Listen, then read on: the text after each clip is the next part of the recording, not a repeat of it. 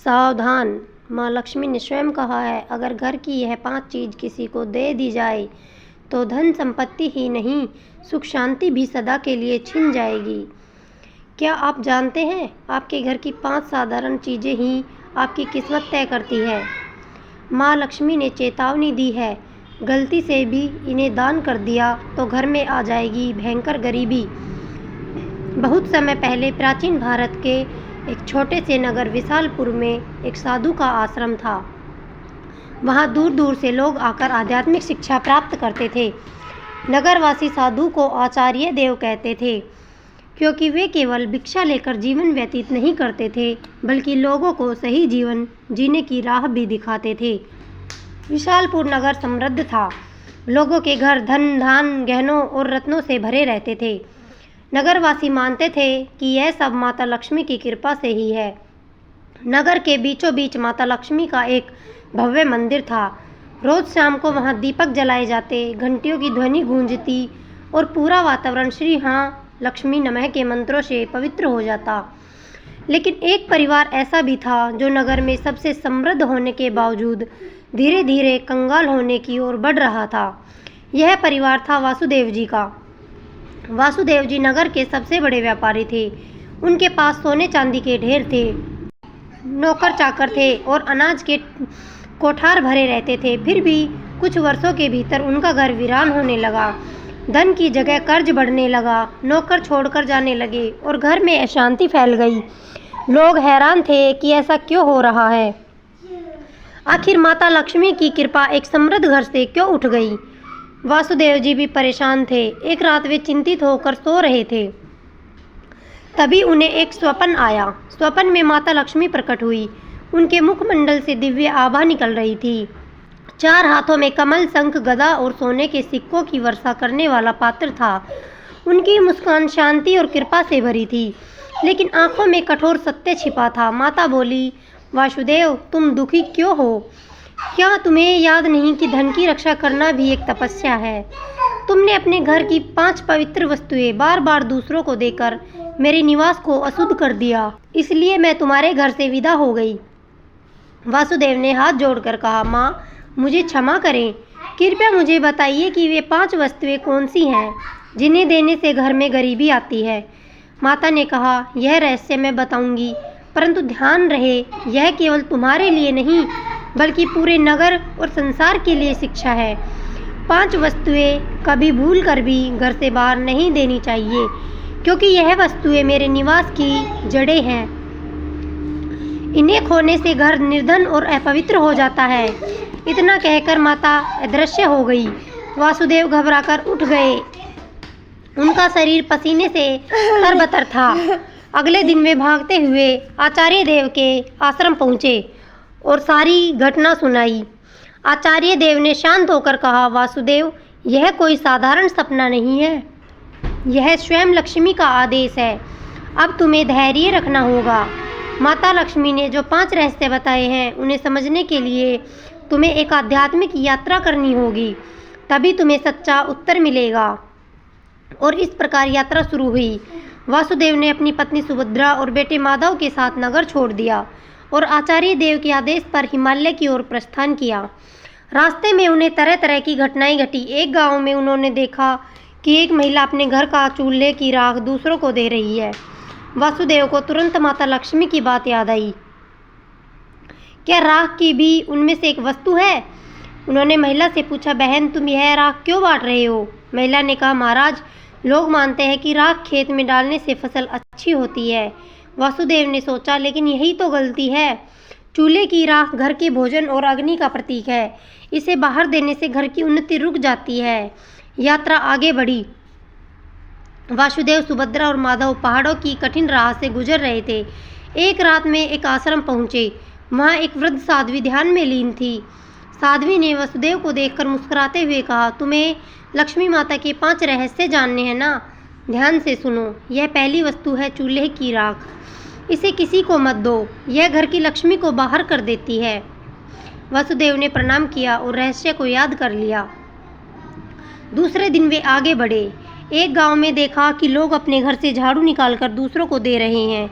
वसुदेव ने आश्चर्य से पूछा, तुम लोग ऐसा क्यों करते हो? एक युवक बोला, हम मानते हैं कि पुराना झाड़ू देने से दरिद्रता चली जाती है। लेकिन तभी आकाश में गड़गड़ाहट हुई, जैसे स्वयं माता लक्ष्मी बोल रही हो। मूर्खों, झाड़ू लक्ष्मी का निवास है। यह घर की स्वच्छता और समृद्धि का प्रतीक है। इसे बाहर देने से लक्ष्मी घर से चली जाती है। वासुदेव को दूसरी वस्तु का भी रहस्य मिल गया। तीसरा रहस्य उन्हें कुटिया में मिला। वहाँ एक वृद्ध साधक बैठे थे। उनके सामने दीपक जल रहा था। साधक ने कहा, बेटा, घर का जलता हुआ दीपक या उससे जली हुई लो कभी किसी को मत दो। यह घर की ज्योति और आयु का प्रतीक है। इसे देने से सुख शांति चली जाती है। वसुदेव ने तीसरी वस्तु भी जान ली। आगे चलते चलते वे गांव पहुंचे। वहां एक परिवार ने अपने घर का नमक पड़ोसियों को उधार दिया। उसी रात उस परिवार के यहाँ कलह मच गई। साध्वी ने समझाया, नमक रिश्तों की मिठास और स्थिरता का प्रतीक है। घर का नमक देना लक्ष्मी को अपमानित करना है। अब वसुदेव को चौथी वस्तु भी मिल गई। अंततः हिमालय के पास एक गुफा में तप करते एक योगी ने अंतिम रहस्य बताया। योगी बोले, वसुदेव, पांचवी वस्तु है कपड़े का कोना या पल्लू। महिलाएं अक्सर पुराने कपड़े का पल्लू काट कर दे देती हैं, लेकिन यह स्त्री की लक्ष्मी और घर की मर्यादा का प्रतीक है। इसे देना घर के भाग्य को काटना है। अब पांचों वस्तुएं स्पष्ट थी। पहला चूल्हे की राख, दूसरा झाड़ू, तीसरा जलता दीपक, चौथा नमक, पांचवा कपड़े का कोना। वसुदेव ने कृतज्ञ होकर योगी को प्रणाम किया। अब पांचों रहस्यों को जानकर वसुदेव अपनी पत्नी सुभद्रा और पुत्र माधव के साथ नगर की ओर लौटने लगे। रास्ते भर वे मन ही मन माता लक्ष्मी के उपदेशों को दोहराते रहे। नगर पहुंचते ही उन्होंने सबसे पहले आचार्य देव के चरणों को प्रणाम किया और पूरी यात्रा का वर्णन किया। आचार्य देव ने मुस्कुराकर कहा, वसुदेव, तुम्हें अब सच्चा ज्ञान मिल गया है। इन रहस्यों को केवल अपने तक सीमित मत रखना, बल्कि नगरवासियों को भी बताओ, ताकि वे भी लक्ष्मी के अपमान से बच सके। आचार्य देव की आज्ञा पाकर वसुदेव ने नगर के बीचों बीच सभा बुलाई। सभा में नगर के लोग बड़ी संख्या में उपस्थित हुए। वसुदेव ने हाथ जोड़कर कहा, बंधुओं, मैं स्वयं अपनी गलतियों के कारण निर्धनता और कष्ट का भागी बना। माता लक्ष्मी ने मुझे स्वप्न में दर्शन दिए और बताया कि 5 वस्तुएं कभी घर से बाहर नहीं देनी चाहिए। इतना कहकर उन्होंने क्रम से सब समझाया। पहली वस्तु है चूल्हे की राख, दूसरी झाड़ू, तीसरी जलता दीपक, चौथी नमक और पांचवी कपड़े का कोना। लोगों ने आश्चर्य और श्रद्धा से यह बातें सुनी। तभी आकाश में एक दिव्य प्रकाश फैला और माता लक्ष्मी स्वयं प्रकट हुई। उनके प्रकट होते ही वातावरण में सुगंध फैल गई। मंदिरों की घंटियां अपने आप बज उठी और लोग भाव विभोर होकर उनके चरणों में झुक गए। माता बोली, वसुदेव ने जो यह कहा है वह सत्य है। तुम सब जान लो कि यह 5 वस्तुएं मेरे निवास की जड़ है। जो इन्हें बाहर देता है वह अपने ही घर से मुझे विदा करता है। यह कहते ही माता ने वसुदेव के घर की ओर हाथ उठाया और देखते ही देखते उनके घर में फिर से समृद्धि लौट आई। कोठार भर गए, नौकर लौट आए और पूरे घर में शांति का वास हो गया। नगर के लोग यह चमत्कार देखकर स्तब्ध रह गए और माता लक्ष्मी के जयकारे करने लगे। नगर में अब यह शिक्षा फैल गई कि कोई भी व्यक्ति घर की 5 वस्तुएं बाहर ना दे। लोग अपने घरों में सावधानी रखने लगे। पहले जो लोग अंधविश्वास में पड़कर झाड़ू, राख, नमक या दीपक दूसरों को दे देते थे, उन्होंने यह सब बंद कर दिया। नगर में धीरे धीरे हर घर में समृद्धि लौटने लगी। लोग समझ गए कि लक्ष्मी केवल सोने चांदी या धन में ही नहीं, बल्कि घर की पवित्रता, भोजन, स्वच्छता और मर्यादा में भी रहती है।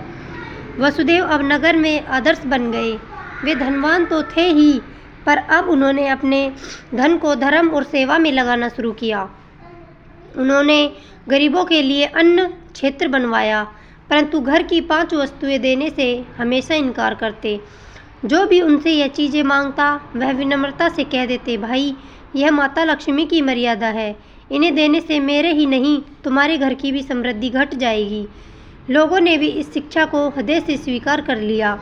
समय बीतने पर नगर विशालपुर दूर दूर तक प्रसिद्ध हुआ कि वहाँ ना तो कोई निर्धन रहता है और ना ही किसी के घर में कलह होती है।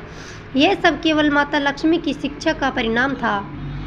माता लक्ष्मी समय समय पर नगर में आकर वसुदेव को आशीर्वाद देती और नगरवासियों को याद दिलाती कि लक्ष्मी केवल धन की देवी नहीं, बल्कि संतुलन, संयम और मर्यादा की शक्ति है। अंततः वासुदेव के जीवन की सबसे बड़ी सीख यही बनी कि लक्ष्मी की कृपा केवल मेहनत से नहीं बल्कि मर्यादा के पालन से भी प्राप्त होती है। माता लक्ष्मी केवल धन संपत्ति की देवी नहीं बल्कि वे पवित्रता, मर्यादा और संतुलन की शक्ति है। घर की समृद्धि बनाए रखने के लिए मेहनत और सदाचार के साथ साथ मर्यादा का पालन भी आवश्यक है। चूल्हे की राख, झाड़ू, जलता दीपक, नमक और कपड़े का कोना, ये 5 चीज़ें लक्ष्मी का निवास मानी जाती हैं। इन्हें घर से बाहर देने का अर्थ है लक्ष्मी को स्वयं विदा करना। राधे राधे भक्तों, अगर आपको हमारा चैनल पसंद आया हो तो सब्सक्राइब, कमेंट और लाइक ज़रूर करें।